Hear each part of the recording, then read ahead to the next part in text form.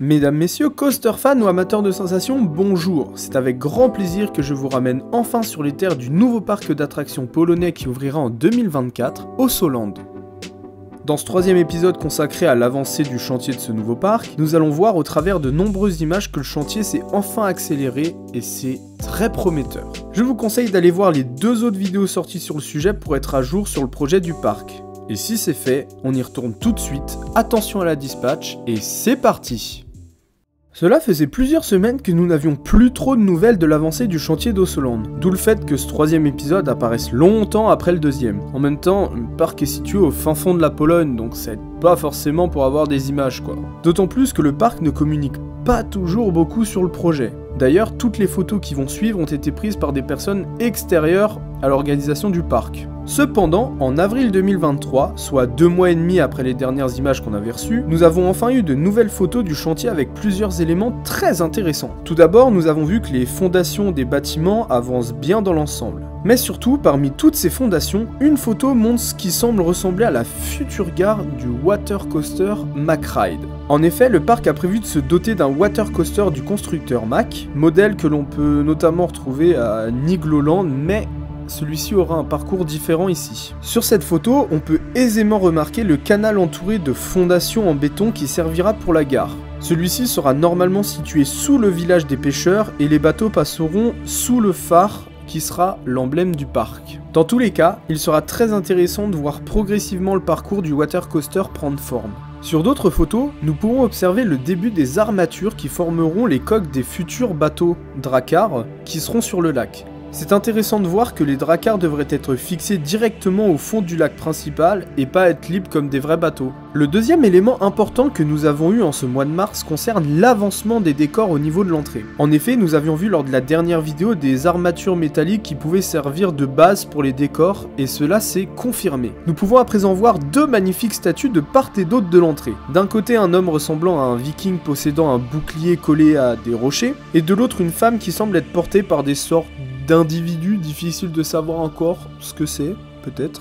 On remarque qu'à l'arrière de l'homme, une sorte de dragon est visible avec des pics dessus. Ces décors s'éloignent vraiment du concept art original, mais je trouve que ces décors sont vraiment beaux et très détaillés, même si ce n'est que la période de modelage et que les finitions n'y sont pas encore appliquées. En tout cas, ça annonce que du positif pour la suite et pour les autres décors qui seront construits. Avant de passer aux nouvelles images très croustillantes du mois de mai, je vous invite à liker, partager et à vous abonner à la chaîne pour soutenir mon travail. C'est donc en ce début mai que nous avons eu les images du chantier les plus intéressantes et c'est en partie pour celle-ci que je fais cette vidéo. Reparlons tout d'abord de l'entrée. Nous avons pu voir que les décors n'ont pas beaucoup évolué par rapport à mars, mais des bâtiments sont apparus de part et d'autre des statues, sûrement des futurs bâtiments d'accueil, de bureaux, etc. Autre élément intéressant, l'apparition de statues plus petites que les précédentes mais tout autant détaillées. Pour l'instant on dirait juste que les statues sont faites en ferraille mais que ça va pas le rester bien longtemps dans cet état. De même, nous ne savons pas où seront leurs remplacements exacts dans le parc, donc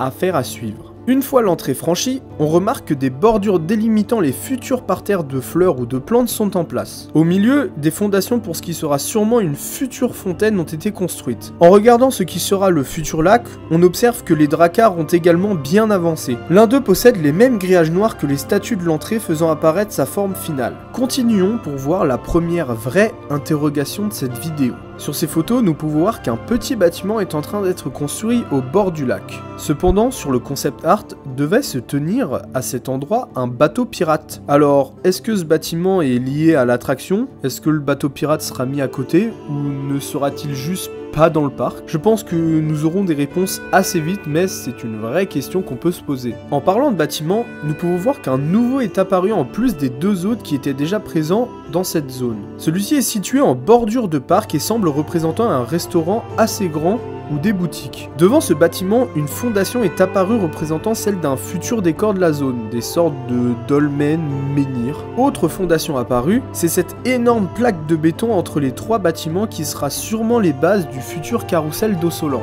On continue d'avancer dans le parc pour arriver sur la partie centrale de celui-ci, le village et le phare. Ici, rien de bien fou à part que les murs formant la base du phare avancent progressivement. En effet, le phare et le village seront surélevés par rapport au niveau du lac. parc. On remarque aussi très facilement la future gare du water coaster qui sera sous le village des pêcheurs. Hâte de voir la suite de cette partie du parc qui risque d'être très impressionnante à voir. Continuons cette visite du chantier pour nous rendre dans la première grosse zone thématique à prendre forme, la mystérieuse vallée de la mine. Celle-ci sera située au fond du parc et nous remarquons que de nombreuses fondations et murs commencent à prendre forme dans cet espace. En comparant au concept art originel, on distingue que les fondations des futurs bâtiments en arc de cercle tout au fond de la zone, avec ce qui semble être la future entrée des galeries souterraines juste devant, prennent forme. En revanche, pour les autres fondations, le mystère plane. En effet, l'emplacement des bâtiments en cours de construction ne correspond pas totalement au concept art. En effet, le bâtiment situé le plus à gauche semble représenter la future usine de la zone, mais celle-ci se trouve très proche des autres bâtiments, ce qui n'est pas le cas sur les dessins. Si on se fie à celui-ci, le bâtiment actuel en construction se situerait là, ce qui n'est pas très logique. Encore une nouvelle surprise à voir. C'est donc avec ces interrogations que suivre l'avancée de cette zone sera donc très intéressant. D'autant plus que celle-ci contiendra l'un des 3 coasters principaux du parc. Pour finir sur les nouveautés du chantier, à droite de la zone minière, nous pouvons voir que la zone Vikings a également avancé. En effet, un nouveau bâtiment est apparu en plus du grand qu'on avait vu dans la dernière vidéo. Celui-ci formera la limite entre la zone Vikings et la mystérieuse vallée de la Bine. Juste à côté, on peut remarquer un pentagone métallique formant la base d'un des futurs toboggans de la zone de jeu. Un peu plus bas, nous remarquons également que le sol a été creusé, nous permettant de voir apparaître le futur lac de la zone où passera le raft du parc. Dans son ensemble, le chantier commence à s'accélérer dans tous les coins du parc, ce qui apporte une certaine hype, on va pas se le cacher. Comptez sur moi pour continuer à vous informer sur le sujet dès que nous aurons assez de nouvelles photos ou d'informations sur l'évolution d'Ossoland. Voilà, cette vidéo touche à sa fin, j'espère qu'elle vous a permis de bien comprendre l'avancée du chantier. La suite de la série arrivera dès que nous aurons suffisamment d'informations pour en faire une vidéo intéressante. Je m'excuse pour le manque de contenu ces 3 dernières semaines, mais je pense que les partiels vous connaissez, pas besoin de vous expliquer. Je vais maintenant pouvoir me mettre à fond sur YouTube, donc ne vous inquiétez pas, va y avoir de quoi faire à l'avenir. En attendant, encore un grand merci pour votre soutien et moi j'ai plus qu'à vous dire à très vite pour une prochaine vidéo. Ciao!